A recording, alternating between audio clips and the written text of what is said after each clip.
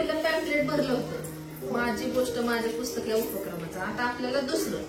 मग पहिल्या आपण अगोदर काय बघितलेलं तुम्ही निरीक्षण केलं पुस्तकाला मध्ये त्याचं मुखपृष्ठ, मलपृष्ठ, किंमत कुठं असते ते पुस्तक गोष्टीचं लिहिलंय तुम्ही, काय ना मुद्रण कुणाचं आहे, प्रकाशन कधी, हे सगळं तुम्ही पाहिलं. आता हे गोष्टीचे पुस्तक पाहून तुम्हाला कळलं असेल की तुम्हाला पण छान छान गोष्टी लिहायला येतात का नाही.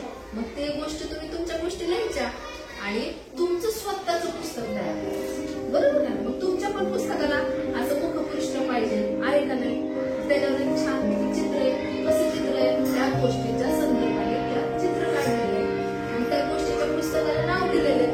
परत खाली काय केलंय, हे पुस्तक लिहिलं त्या लेखकाचं नाव आणि पाठीमागं आहे ते मलपृष्ठ.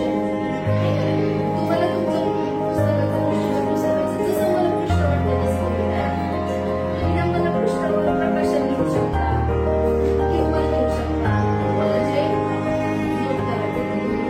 आणि आतमध्ये छान छान तुम्हाला वाटतं त्या 2-3 गोष्टी लिहायच्या, बरोबर. प्रत्येक गोष्टीला त्याचं तात्पर्य लिहायचं. मग जे पुस्तक तुम्ही स्वतः लिहिणार आहे गोष्टीचं, मग त्या गोष्टीच्या पुस्तकावरून तुम्हाला काय करायचंय, ते पॅम्पलेट आपण लिहिलं का नाही ते भरायचं. मग ह्या पॅम्पलेट 2 मध्ये काय आहे तर सुरुवातीला जो मांडला तो पहिलं बघून आता तुम्ही जी गोष्ट लिहिणार त्या गोष्टीच्या सुरुवातीला त्या गोष्टीमध्ये काहीतरी ठिकाण असेल, जागा असेल, त्याचं नाव, ती गोष्ट कुठल्या ठिकाणी ते लिहून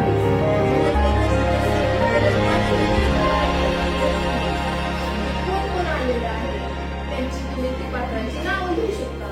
मग गोष्टीची सुरुवात कशी केली, संवाद घडलाय का त्या 2 व्यक्तींमध्ये, किंवा एखाद्या गावाचं वर्णन आहे का परिसराचं वर्णन आहे, काय ते तुम्ही तिथं लिहायचं. किंवा एखादी घटना घडली का प्रसंग आहे कशाने घडले ते तिथं लिहायचं. मग तुम्ही जर ती गोष्ट लिहिली, बरोबर, मग गोष्टीची सुरुवात कशी वाटते तुम्हाला, छान वाटते का, त्यातून काही कळते का. मग त्या गोष्टीच्या सुरुवातीबद्दल तुम्हाला काय वाटतं तो पण होता तुम्हाला. मग नंतर आपण याला गोष्टीचा मधला भाग म्हणजे मध्य भाग. त्या मध्य भागामध्ये काय नक्की समस्या मांडली का किंवा कोणता प्रसंग आहे त्याचं वर्णन तुम्ही करायचंय. परत त्या गोष्टीमध्ये पात्र कोण मुख्य भूमिकेत आहे ते लिहायचंय. परत मुख्य विषय गोष्टीचा काय आहे म्हणजे त्याच्यातून काय कळतंय, मैत्रीची भावना किंवा असं आभासी दुनियेत आहे किंवा जादूचे नाही का नाही, किंवा स्वप्न पडलेलं आहे, म्हणजे काय नक्की गोष्ट कशा संदर्भात आहे का, त्याच्यातून काय कुणाला मदत केली का, काही प्रामाणिकपणा दिसून येतोय का, हे तुम्हाला लिहायचं आहे. आता गोष्टीत काय काय मजेदार घडलंय का, आश्चर्य काय घडलंय का, जे तुम्हाला आवडलंय ते पण लिहायचं. गोष्टीमधले जे पात्र आहेत कॅरेक्टर ते एकमेकांशी कसे वागतात, त्यातून आपल्याला काय संदेश होतो, आपण कसं वागलं पाहिजे,